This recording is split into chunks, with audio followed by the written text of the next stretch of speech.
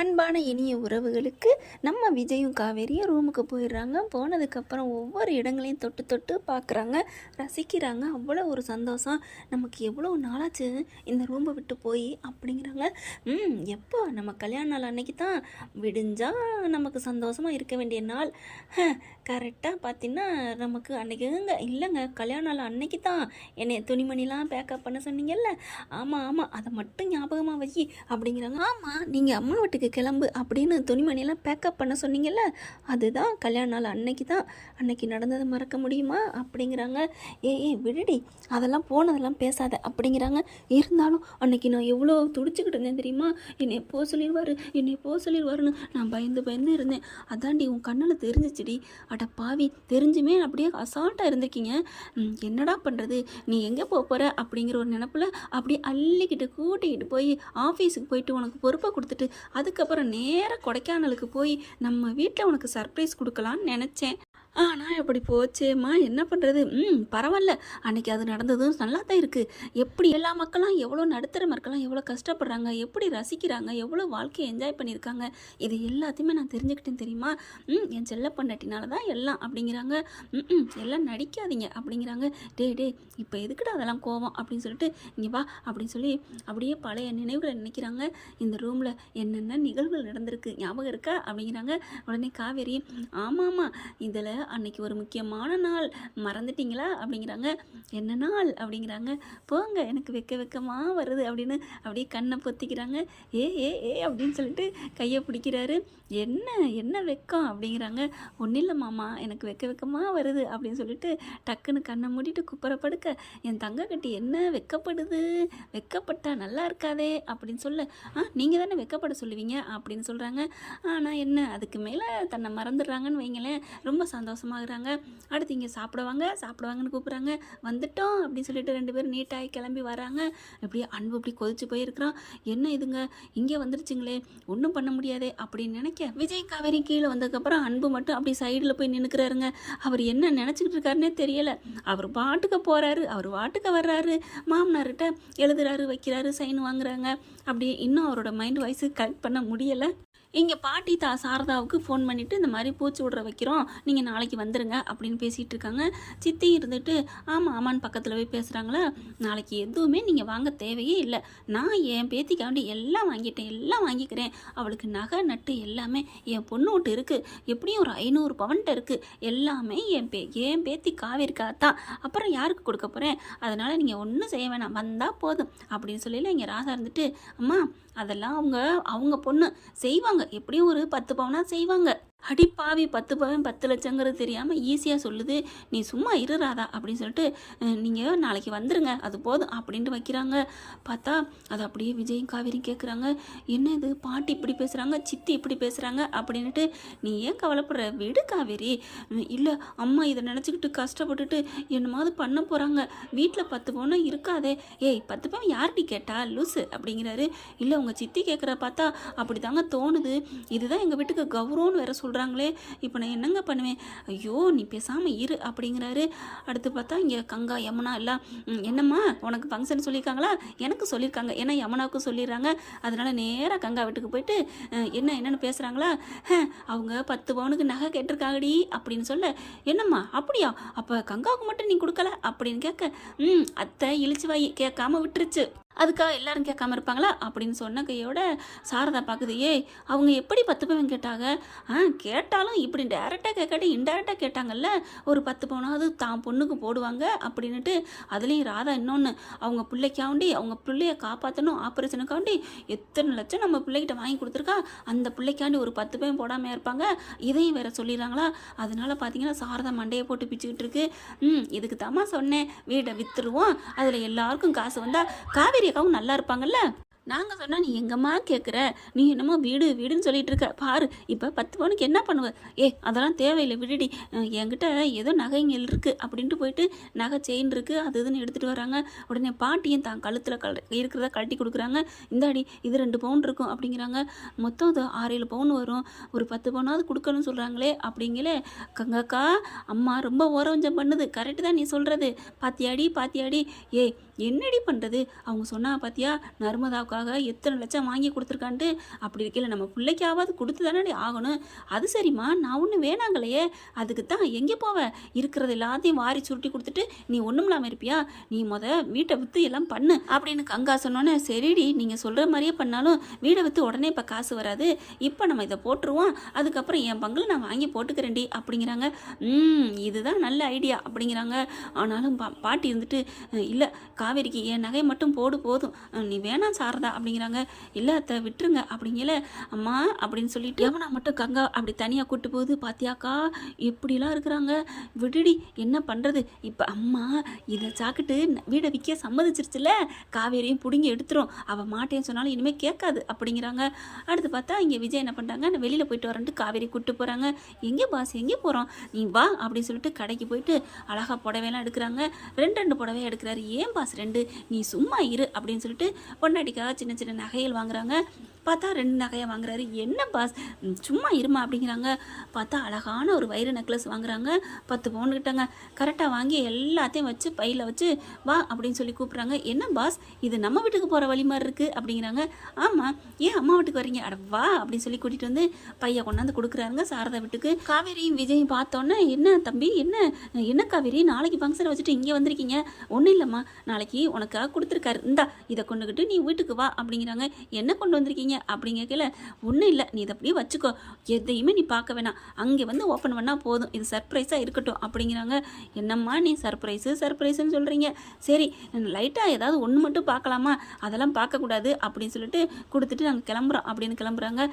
ஏதாவது சாப்பிட்டு போடி, அதெல்லாம் ஒன்றும் வேணாம் நாங்கள் கிளம்புறோம் அப்படின்ட்டு போகிறாங்க. என்ன கொண்டாந்துருப்பாங்க அப்படின்னு சொல்லிட்டு குழப்பத்திலே பைய தொட போகிறாங்க.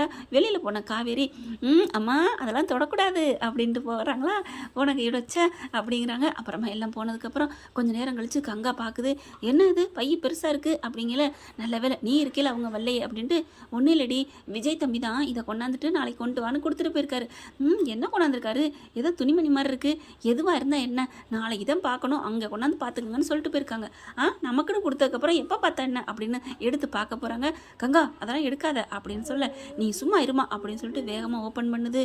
ஓப்பன் பண்ணி பார்த்தா புடவை இருக்குங்க, ட்ரெஸ் இருக்குங்க. பெரிய பைக்கில் இன்னொரு பை பேக்கப் பண்ணியிருக்கு. அதில் பார்த்தா, அம்மா நீ எப்படி இதை பிரித்து பார்ப்பேன்னு தெரியும், அதனால் இந்த பைக்கில் இருக்கிறது எல்லாம் நம்ம வீட்டுக்கு அப்படின்னு எழுதியிருக்காங்க. அதில் பார்த்தா பாட்டிக்கு, சாரதாவுக்கு, கங்காவுக்கு 3 பேருக்குமே ட்ரெஸ் இருக்குங்க. அவ்வளோ பார்த்தா அழகாக இருக்குது, சூப்பராக இருக்குது. புடவையை பார்த்தானா கங்கா ஈன்னு பல்ல இழிக்குது. ஐயோ சூப்பராக இருக்கே அம்மா, என்னம்மா இவ்வளோ நல்லா இருக்குது. யமுனா பார்க்குது. அம்மா என்னம்மா உங்களுக்கெல்லாம் எடுத்திருக்கா, எங்களுக்கு அப்படி எனக்கு அப்படிங்கிறா. என்னம்மா ரொம்ப பேசுனேன், என்ன புடவை என்னன்னா ஈங்க அப்படின்னு சாரதா சொல்ல, எனக்கெல்லாம் ஒன்றும் புடவை தேவையில்லையே, எனக்கு என்ன புடவே இல்லை அப்படின்னு சிலுத்துக்கிறது யமுனா. அடுத்து பார்க்குறாங்க. சரி அவங்க பைக்கில் என்ன இருக்குன்னு பார்ப்போம் அப்படின்னு பார்க்குறாங்க. பார்த்தா உள்ளுக்குள்ள அப்படியே நகை வைர நெக்லஸ்ஸு அப்படியே தூக்கி வாரி போடுது. என்னடி அப்படின்ட்டு பார்க்குறாங்க. கங்கா இருந்துட்டு, அம்மா என்னம்மா இது அப்படின்னு பார்த்தா அதில் ஒரு லெட்டர் இருக்குது. அம்மா அத்தை நீங்கள் இந்த இதை கொண்டு வந்து நீங்கள் வாங்கினதாக கொடுக்குறீங்க, தயவு செஞ்சு நான் பண்ணேன்னு எதையுமே சொல்லிக்காதீங்க, ஏன்னா சித்தி பேசுனதை நான் கேட்டேன், நீங்கள் எப்படியும் மனசு நொந்திருப்பீங்கன்னு எனக்கு தெரியும், நீங்கள் எதுவும் கஷ்டப்பட வேண்டாம் அத்தை, நீங்கள் என்னை பிள்ளையாத்த நீங்கள் நினைக்கிறது உண்மைன்னா இதை கொண்டுக்கிட்டு வாங்க, நான் சொன்னேன்னு நான் வாங்கி கொடுத்தேன்னு எதுவும் சொல்ல தேவையில்லை அப்படிங்கிறாங்க. அப்படியே படிச்சுட்டு கண்ணீர் விடுறாங்க. பாத்தியாடி எப்படி இருக்குது அந்த புள்ள அப்படின்னு சொல்லிட்டு. அவங்கக்கிட்ட காசு பணம் இருக்குது, விளையாடுறாங்க. அடி பாவி இப்போ நீ மனசு மாற மாட்டியா, அட போமா அப்படின்ட்டு போகுது கங்கா. அடுத்து பார்த்தா ஃபங்க்ஷனுக்கு எல்லாத்தையும் கொண்டுக்கிட்டு வந்துடுறாங்க. பார்த்தா ராதா பார்க்குது. என்ன வண்டி கட்டிட்டு வருவீங்க போல இருக்கு அப்படின்னு சொல்ல, நீங்கள் தான் ஒன்றும் வேணான்னு சொல்லிட்டீங்க, அதனால் எங்களால் முடிஞ்சது அப்படின்னு சொல்லிட்டு சபையில் வைக்கிறாங்க. பார்த்தா வைர நெக்லஸ். என்ன வைர நெக்லஸ் வாங்கிட்டு வந்திருக்கீங்க அப்படின்னு கேட்க, நாங்களும் பிஸ்னஸ் தான் பண்ணுறோம், எங்ககிட்டையும் காசு இருக்குது, லோனை போட்டிருக்கோம், என் நகையெல்லாம் இருக்குது, அடகு வச்சுட்டு வாங்கிட்டு வந்தோம், என் பிள்ளைக்கு செய்யாமல் அப்படின்னு சொல்கிறாங்க. கங்காவுக்கு அப்படியே சிரிப்பு வருது, தாங்க முடியல, இருந்தாலும் அடக்கிக்கிறது. அதுக்கப்புறம் பரவாயில்ல அப்படிங்கிறாங்க. பாட்டி இருந்துட்டு, ஏன் சாரதா நான் தான் ஒன்றும் வேணான்னு சொன்னேன்ல, அதனால் என்ன ஒன்றும் பிரச்சனை இல்லை அப்படிங்கிறாங்க. அப்போ பார்த்தீங்கன்னா சாரதா காவேரியும் விஜயும் கூட்டிகிட்டு போய் தனியாக கூட்டிகிட்டு போகிறாங்க. என்னாச்சு அப்படின்னு கேட்க, தம்பி எனக்கு இது என்னமோ குற்ற உணவாக இருக்குது தம்பி, அதெல்லாம் நினைக்காதீங்க, குற்ற உணவாக இருக்குன்னு தெரிஞ்சால் என்னை நீங்கள் உங்களை பிள்ளையா ஏற்றுக்கலன்னு அர்த்தம், பிள்ளையா ஏற்றுக்கிட்டா குற்ற உணர்வு இருக்கக்கூடாது. என்ன சொல்லுங்கள் தம்பி, நான் எனக்கெல்லாம் குற்ற உணர்வு இல்லை தம்பி, உங்களை நான் பிள்ளைய ஏற்றுக்கிட்டேன் தம்பி அப்படிங்கிறாங்க. இப்போ தான் என் அத்தை அப்படிங்கிறாங்க. பார்த்தீங்களா அத்தைங்கிறீங்க, ஓகே ஓகே, இப்போ தான் என் அம்மா அப்படிங்கிறாங்க. காவேரிக்கு அப்படியே சந்தோஷம் தாங்கலை, மாமா அப்படின்னு கட்டி பிடிக்கிறாங்க. சாரதாவுக்கு சந்தோஷம், அப்படியே பிள்ளைக்கு நல்ல புருஷன் கிடச்சிருக்கேன்ட்டு. அடுத்து பார்த்தா சரி வாங்க ஃபங்க்ஷன் நடந்துட்டுருக்குன்னு போகிறாங்க. இங்கே பார்த்தா ஃபங்க்ஷன் டயத்தில் பசுபதியும் ராகினியும் வந்துடுறாங்க. ராகினியும் பசுபதியும் பார்த்தோன்னே ஏய் இங்கே எதுக்கு வந்த அப்படின்னு கத்துறாங்க. அஜயும் வந்துடுறாங்களா. அஜய் என்ன பண்ணுறாங்க, என் பொண்டாட்டி இங்கே தான் இருப்பான்னு சொல்லி சேர்த்துக்கிறாங்க. அதனால் ஒன்றும் பண்ண முடியல. பார்த்தா ஃபங்க்ஷனை சிம்பிளாக நல்லபடியாக முடிச்சிடுறாங்க. அப்படியே விஜய் அம்மாவோட நகையை பூராத்தையும் காவேரிக்கு சூட்ட போகிறாங்க. வேணாம் எனக்கு இப்படியே சிம்பிளாக இருந்துக்கிறேன், இருக்கட்டும் பாட்டி ப்ளீஸ் அப்படின்னு கெஞ்சிடுறாங்க. அதனால் அவங்களால ஒன்றும் பண்ண முடியல. நல்லபடியாக நிவின் வந்து ஃபங்க்ஷனை முடிச்சிடுறாங்க. நிவின் சூப்பராக அழகாக வந்து கலக்கிறாரு. யமுனா மட்டும் அப்படியே நிவினை வச்சுக்கணும் வாங்க பார்க்குது. ஆனால் யமுனா கூட கொஞ்சம் நல்லா அவர் பேசுகிறதுனால கொஞ்சம் பொறாமப்படுறதை விட்டுருக்குங்க. ஃபங்க்ஷனாக நல்லபடியாக முடிஞ்சிருது. எல்லாரும் வீட்டுக்கு கிளம்பிடுறாங்க. அப்படியே கண்ணீர் மல்க ஆனந்த கண்ணீரோட நாங்கள் போயிட்டு வரேன்டி அப்படிங்கிறாங்க. சரிம்மா அப்படிங்கல, பிள்ளைய பத்திரமா பார்த்துக்கடி, இந்த வீட்டில் யாரெல்லாம் இருக்காங்க தம்பி, உங்களை நம்பி விட்டுட்டு போகிறேன் தம்பி அப்படிங்கிறாங்க. என்னத்த இதெல்லாம் நீங்கள் சொல்லணுமா, காவேரி என்னோட உசுறு, நான் அவளை விட்டுருவேனா என்ன, காவேரி சொல்லு, அவங்க புரியாமல் ஏதோ பேசுகிறாங்க விடுங்க பாஸ், என்னடி பாசத்தில் பேசுகிறேன் புரியாமல் பேசுகிறேங்கிற அப்படின்னு சொல்ல. அம்மா அப்படி சொல்லம்மா, என் புருஷனை பற்றி உங்களுக்கு புரிஞ்சுக்க தெரியல. ஏய் அதெல்லாம் புரிஞ்சுக்கிட்டேன்டி, இங்கே இருக்கிறவங்கள பற்றி புரிஞ்சதுனால தான் நான் சொல்கிறேன் அப்படிங்கிறாங்க. சரி சரி விடுங்க, நான் என் பேத்தியை பார்த்துக்கிறேன்னு தாத்தாவும் பாட்டியும் சொல்கிறாங்க. அங்கேருந்து கிளம்புறாங்க. கங்கா இருந்துட்டு வாமா போவோம், ரொம்ப தான் ஓவரு வா அப்படின்னு சொல்லி கூப்பிட்டு போகிறாங்க. ஏண்டி கங்கா அவள் பாட்டுக்கு இங்கே தானே இருக்கிறா, ஏண்டி இன்னமும் உனக்கு பாசமே வரலையா, பாசமெல்லாம் வருது வருது, நீ பண்ணுறதா எங்களுக்கு கோங்கோமாக வருது அப்படிங்கிறாங்க. நான் அப்படி என்னடி பண்ணேன், ஆமாம் காவேரி காவேரின்னு ரொம்ப உருகுற அப்படின்னு சொல்ல. சரிடி இனிமேல் நான் உருகலை போதுமா அப்படின்ட்டு கிளம்புறாங்க. அதை கேட்டுக்கிட்டு வந்துட்டு ரொம்ப ஃபீல் ஆகுறாரு விஜய். பாத்தியா இதுக்கு தான் இந்த உங்கள் அக்காவோட மென்டாலிட்டிக்காக தான் நீ கூப்பிட்டோன்னே இங்கே வர சம்மதிச்சேன், இல்லைன்னு வைவேன் இந்த வீட்டுக்கு யார் வருவா. என்ன பாஸ் இந்த வீடுங்கிறீங்க, பின்ன பாரு உள்ளுக்க கூட்டியாந்து வச்சிருக்காரு, என்ன பண்ணுறது, எனக்கு அந்த சித்தப்பாவை நினைக்கல. விடுங்க பாஸ் அது ஒரு டம்மி பீஸு. ஹே என்னடி சொல்கிற, ஆமாம் அதெல்லாம் ஒரு டம்மி பீஸு, அதை போய் நீங்கள் ஏன் பேசிக்கிட்டு, என்னடி அவர் மேலே பயம் இல்லையா, நீங்கள் பாருங்களேன் அவர் மண்டையில் நான் தண்ணியை பீச்சட்டுமா அப்படிங்கிறாங்க. எப்படி சும்மா இருங்க வாங்க அப்படின்னு சொல்லி கூட்டிகிட்டு போகிறாங்க. கூட்டிகிட்டு போய் பைப்பில் டக்குன்னு தோட்டத்து பக்கம் தண்ணி பாய்ச்சிட்டு இருக்காங்களா. சித்தப்பு சித்தப்பு அப்படின்னு கூப்பிட, இவையே நம்மளை கூப்பிட்றா அப்படிங்கல, ப்ளீஸ் வாங்களேன் அப்படின்னு கூப்பிடல. போச்சு பிள்ளைத்தாச்சி கூப்பிட்டா போக வேண்டியதானேன்னு இங்கே வந்துடுவாங்க அத்தையும் மாமாவும். நம்ம போய் என்னன்னு கேட்போம் அப்படின்னு சொல்லிட்டு, என்னம்மா எதுக்கு கூப்பிட்டா அப்படின்னு கிட்டக்க வராரு. என்னன்னு தெரியல சித்தப்பு, தண்ணி போயிடுச்சுன்னா பாய்ச்சவே முடியல, போக மாட்டேங்குது, இங்கே அடைச்சி போயிருக்கு பாருங்களேன் அப்படின்னு சொல்ல. அப்படியா அப்படின்னு சொல்லிட்டு எங்கே பார்ப்போம் அப்படின்னு கிட்டக்க வராரு. படான்னு தண்ணி போய் பீச்சி அடிச்சிருது மூஞ்சில. ஐயோ என்னம்மா நீ அப்படின்னு சொல்லிட்டு பின்னங்கால் பெடரியில் தெரிக்கிற அளவுக்கு போமா அப்படின்னு மூஞ்சி அப்படியே தேய்ச்சி அப்படியே தொடச்சிக்கிட்டே அந்த தண்ணியை அப்படியே வலிச்சுக்கிட்டே அவர் பாட்டுக்கு போகிறாங்களா. சிரிக்கிறாங்க காவேரி. விஜய் வராரு. என்னடி சொன்னது மாதிரி அவர் மூஞ்சில் தண்ணியை பாய்ச்சிட்ட, பின்ன அவர் போனதை பார்த்தீங்களா, சும்மாங்க இவர் மட்டும் டம்மி பீஸில் அங்கே இருக்காரே நம்ம தலை, யாரடி அவர் தாங்க பசு. ஓ உனக்கு தலையா அப்படிங்கிறாங்க. சொன்னேன் பாஸ் அப்படின்னு சொல்லிட்டு, அவரே ஒரு டம்மி பீஸ் தான் தெரியுமா, ஆமாம் ஆமாம் தண்ணி காட்டுனா அவன் உனக்கு டம்மி பீஸா, என்ன பாஸ் நீங்கள் எப்படி சொல்கிறீங்க, பின்ன அப்பெல்லாம் எதிரியை மட்டமாக நினைக்கக்கூடாதுமா, எதிரியை கரெக்டாக பலமானவனை நினச்சா தான் அதுக்கு தகுந்த மாதிரி நம்மளும் போர்ட் ஸ்டார்ட் பண்ணணும் அப்படிங்கிற நினைப்பு வரும். சும்மா எல்லாரும் டம்மி பீஸ் நினச்சேன்னு வைவேன் நம்மளை டம்மி ஆகிட்டு போயிடுவாங்க, என்னடி சொல்லும் அப்படின்னு சொல்ல. ஓ அப்போ எதிரில் நிற்கிறவங்க பலமானவங்கன்னு நினைக்கணுமா, ஆமாம் அப்போ இதோ தண்ணியை பீச்சுறேன் அப்படின்னு விஜய் மூஞ்சில் தண்ணி அடிக்கிறாங்க. ஏ அப்படின்னு சொல்லிட்டு ஓடுறாரு. இவங்களும் பார்த்தீங்கன்னா செம்ம ஜாலியாக என்ஜாய் பண்ணுறாங்க. அப்படியே இவங்க மூஞ்சில் பாய்ச்சவும் இவங்க விளையாடவும் விடுறி விடுறி அப்படின்னு சொல்லவும் அதை தாத்தா பார்த்துட்டு ரொம்ப என்ஜாய் பண்ணுறாங்க.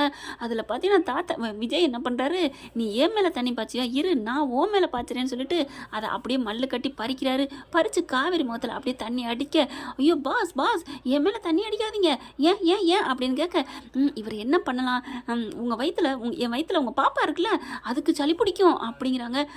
அது குளிக்கட்டும் சளி பிடிக்கும், ஐயோ படி அப்படி இந்த பிள்ளைய சொல்லியே லாக் அவுட் பண்ணுறாளே அப்படின்னு சொல்லிட்டு தண்ணி பைப்பை தூக்கி அங்கே தூக்கி போட்டுறாங்க. அப்பா நடுங்குதுடா, ஏன்டா அப்படிலாம் பண்ண அப்படின்னு கேட்க, யார் இந்த குளிருக்கு என் பொண்டாட்டி நடுங்குறவளா, அப்படியே ஜில்லு தண்ணியில் அப்படி கடல்ல நீந்திட்டு வர்றாள் என் பொண்டாட்டி, வீர மங்கை நாச்சியார், நீ இப்படிலாம் சொன்னால் நான் நம்ப மாட்டேன், வாய்ப்பில்லை ராஜா அப்படின்னு சொல்ல, உண்மையிலே நடுங்குதுடா, தண்ணி தலையில் ஊற்றி விட்ட, அம்மா போடா போடா அப்படின்னு சொல்ல, ஏய் நிஜமாவேவா ஒவ்வொன்று நடுங்குது, ஏ காவேரி படி அப்படின்னு சொல்லி திரும்புறாரு. எனக்கு நடுங்குது, உங்களுக்கு வெக்கமாக இருக்கா என்ன அப்படின்னு கேட்க, இல்லை காவேரி நீ உதடு நடுங்குதுல்ல, அப்படியே எனக்கு கடிக்கணும் போல இருக்குது தெரியுமா. ஐயோ டேய் மழை வேற பெய்ய போகுது, ஐயோ மழை வேற பெய்யுது, மழை சோன்னு ஊற்ற ஆரம்பிச்சது, சரி சரி வீட்டுக்குள்ள வா அப்படிங்கிறாங்க. அப்படியே காவேரி நீ மழையில் நனைஞ்சு உன் ட்ரெஸ் எல்லாம் அழகாக இருக்குது, டேய் நான் முடியாமல் போகிறேன், எனக்கு ஜோரம் அடிக்கிற மாதிரி இருக்குது, நீ என்னடா என்னடி தண்ணி பட்ட உடனே ஜுரம் வருமா, பொய் சொல்லாத, நிஜமாவே எனக்கு காலையிலேருந்து ஒரு மாதிரியத்தை இருந்துச்சு தெரியுமா, இப்போ பாரு நடுங்குது அப்படிங்கல, எங்க அப்படின்னு தொட்டு அப்படியே அணைக்கிறாங்க. என்னடி ஆமடி அப்படிங்கிறாங்க. போடா அப்படின்னு சொல்லிட்டு அப்படியே நடுங்குது. அப்படியே பார்க்குறாங்க. நான் நீ நடிக்கிறேன்னு தானே நினச்சேன் அப்படின்னு சொல்லல, தாத்தா பாட்டி பார்க்கங்காட்டிலையும் வா நம்ம வீட்டுக்குள்ளே போயிடுவோம், என்னால் நடக்க முடியல, ஒரு மாதிரி ஆகுது, தண்ணி பட்டோன்னா முடியாமல் ஒருத்தவங்க இருந்தா தண்ணி பட்டுட்டா கண்டிப்பாக அவங்களுக்கு ஜுரம் உண்மையிலே வரும், எனக்கெல்லாம் அந்த மாதிரி வந்திருக்குங்க. ஓகே ஃப்ரெண்ட், பார்க்கலாம் இதன் தொடர்ச்சி அடுத்த பகுதியில். இந்த பதிவு பிடிச்சிருந்துச்சுன்னா உங்கள் பொண்ணாக்க எல்லோரும் லைக்கை போட்டு சப்ஸ்கிரைப் பண்ணுங்க. தேங்க்யூ ஃப்ரெண்ட்ஸ், இது நம்மளோட கற்பனை கதை தான். தேங்க்யூ.